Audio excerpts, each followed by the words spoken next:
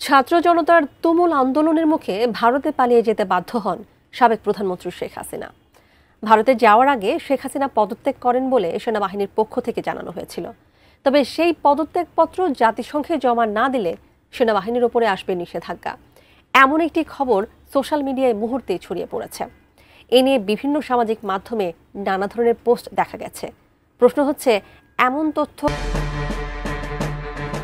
Breaking news, বৈধ প্রধানমন্ত্রী শেখ হাসিনার পদত্যাগপত্র জাতিসংঘে জমা না দিলে সেনাবাহিনীর উপরে নিষেধাজ্ঞা, এমন একটি দাবি সামাজিক মাধ্যমে ছড়িয়ে পড়েছে। এই নিয়ে বিভিন্ন সামাজিক মাধ্যমে নানা ধরনের পোস্ট দেখা গেছে।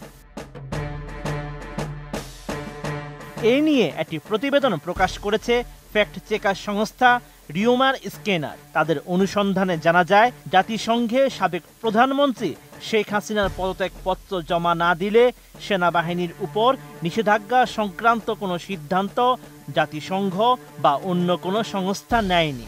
এমনকি এই সংক্রান্ত কোনো তথ্য গণমাধ্যম ও বিশ্বস্ত সূত্রেও পাওয়া যায়নি। প্রকৃতপক্ষে কোনো তথ্য প্রমাণ ছাড়াই আলোচিত দাবিটি সামাজিক মাধ্যমে ব্যাপকভাবে প্রচার করা হচ্ছে।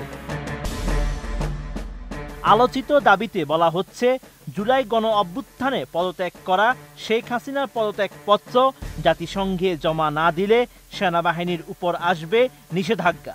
এরূপ কোনো সিদ্ধান্ত জাতিসংঘ কিংবা অন্য কোনো সংস্থা বা দেশ নিলে সেটি আন্তর্জাতিক, এমনকি জাতীয় গণমাধ্যমে অবশ্যই সংবাদ হওয়ার বিষয়। কিন্তু প্রাসঙ্গিক কিওয়ার্ড সার্চ করে জাতীয় বা আন্তর্জাতিক গণমাধ্যম এবং বিশ্বস্ত সূত্রে এই সংক্রান্ত কোনো তথ্য পাওয়া যায়নি। এছাড়া জাতিসংঘের ওয়েবসাইট, ইউটিউব চ্যানেল এবং সোশ্যাল মিডিয়া হ্যান্ডেলও এই সংক্রান্ত কোনো তথ্য পাওয়া যায়নি।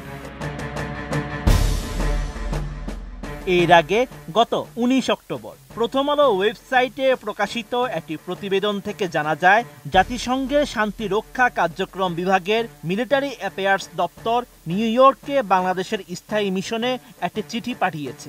14 অক্টোবর পাঠানো ওই চিঠিতে বাংলাদেশের শান্তিরক্ষী সংখ্যা কমানোর বিষয়ে সিদ্ধান্তের উল্লেখ করা হয়েছে।